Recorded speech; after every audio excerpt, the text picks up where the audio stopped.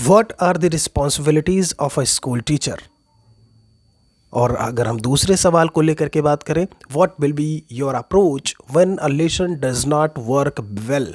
जब हम बात करते हैं आपके केवीएस इंटरव्यू को लेकर के कॉमन क्वेश्चंस में, ये कॉमन क्वेश्चन आपके पूछे जाते हैं। टीजीटी पीजीटी के लिए आप जा रहे हो, आप पीआरटी के लिए जा रहे हो, बहुत ध्यान से पूरा वीडियो देखिएगा।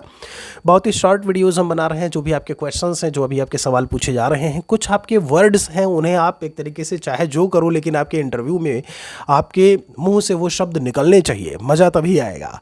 तो हम जब बात करते हैं what are the responsibilities of a school teacher, ये सारे पीडीएफ के फॉर्म में मैं टेलीग्राम चैनल महेश अकेडमी पर भेज दूंगा। और ऐसे मैंने एक 2-2.5 मिनट का वीडियो बनाया है कि how to introduce yourself, उसे आप ज़रूर देखिएगा। ऐसे में यहाँ पर केवीएस डेमो और इंटरव्यू नाम की प्लेलिस्ट मैंने बनाई हुई है। तो जब रिस्पॉन्सिबिलिटीज़ की बात करते हैं, वो आपसे पूछेंगे कि आप एक टीचर होने जा रहे हो, you are going to become a teacher.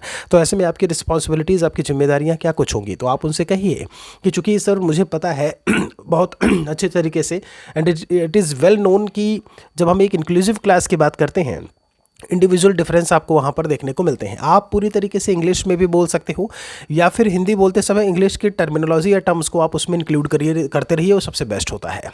ठीक है, तो मैंने कहा जैसा कि आप इंक्लूसिव एजुकेशन बोल दो, आप इंडिविजुअल डिफरेंस बोल दो, व्यक्तिगत भिन्नता बोलने के बजाय। तो उसमें क्या होगा, जैसा कि हमें पता है, तो ऐसे में हम क्या करेंगे, स्टूडेंट्स को दोनों तरीके से पढ़ाने की कोशिश करेंगे। ठीक है, रिस्पॉन्सिबिलिटी, हमारी जिम्मेदारी ये है कि उन्हें हम पर्सनली भी पढ़ाएं अगर बच्चा कमज़ोर है, और हम उनको साथ में लेकर के चलें, जो कि एक इंक्लूसिव एजुकेशन बताता है। यहाँ पर कुछ पॉइंट्स मैंने मेंशन कर रखे हैं। एक चीज़ बहुत अच्छे से याद रखिएगा, पहली बात तो ये हो गई। दूसरी चीज़ ये कि हमेशा हम गार्जियन की सहायता से उन बच्चों को पढ़ाएंगे। यहाँ पर ये बहुत ज़रूरी है कि आप, चूँकि बच्चे छोटे होते हैं, मैं प्राइमरी क्लास की अगर बात करता हूँ, बच्चे छोटे हैं, तो ऐसे में गार्जियन की हेल्प लेना, सहायता लेना बहुत ज़रूरी होता है। ठीक है, ये बात हो गई। एक चीज़ और दिया हुआ है कंडक्टिंग एंड ग्रेडिंग टेस्ट करके लिखा है इन्होंने। आपको लगता होगा एनसीएफ इसके लिए मना करता है, बच्चों के लिए मना करता है, बच्चों के बीच में ये चीज़ बताने को मना करता है। बाकी कहीं ना कहीं तो कंडक्ट करेगा, टेस्ट लेगा टीचर, तभी तो पता चलेगा ये बच्चा कमज़ोर है, ये आपका जो है ज़्यादा 110 या IQ से ऊपर वाला है, ये 90 से नीचे वाला है। ठीक है, ये बात याद रखना। तो रिस्पॉन्सिबिलिटीज़ में ये हो गया, 3 चीज़ें हो गई, कंडक्टिंग टेस्ट वाला, तीसरी हो गई। चौथी क्या है कि उन स्टूडेंट्स की हम हेल्प करेंगे उन्हें मेन स्ट्रीम में लाने के लिए, या फिर लर्निंग टू बिकम एक्सपर्ट तो नहीं बोल सकते, लेकिन उन्हें हम मेन स्ट्रीम में लाने की कोशिश करेंगे। बहुत ही कम बोलना है, एकदम सटीक और यूनिक पॉइंट्स आपके होने चाहिए, ये चीज़ ध्यान रखिएगा। फिर बात आती है यहाँ पर, जैसा कि मैंने बोला कि what will be your approach when a lesson does not work well.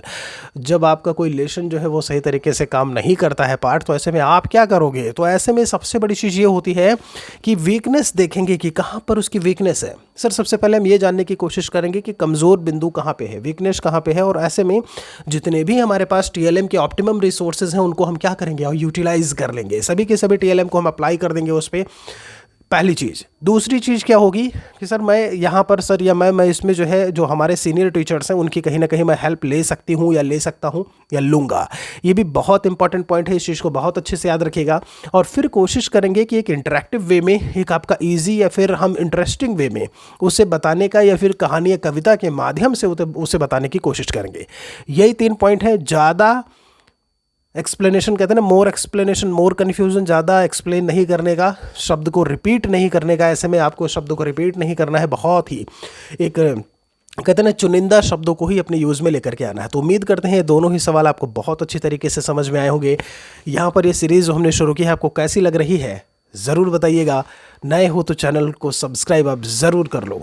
मिलते हैं आपसे एक और वीडियो में बहुत जल्दी ही। धन्यवाद आप सभी का।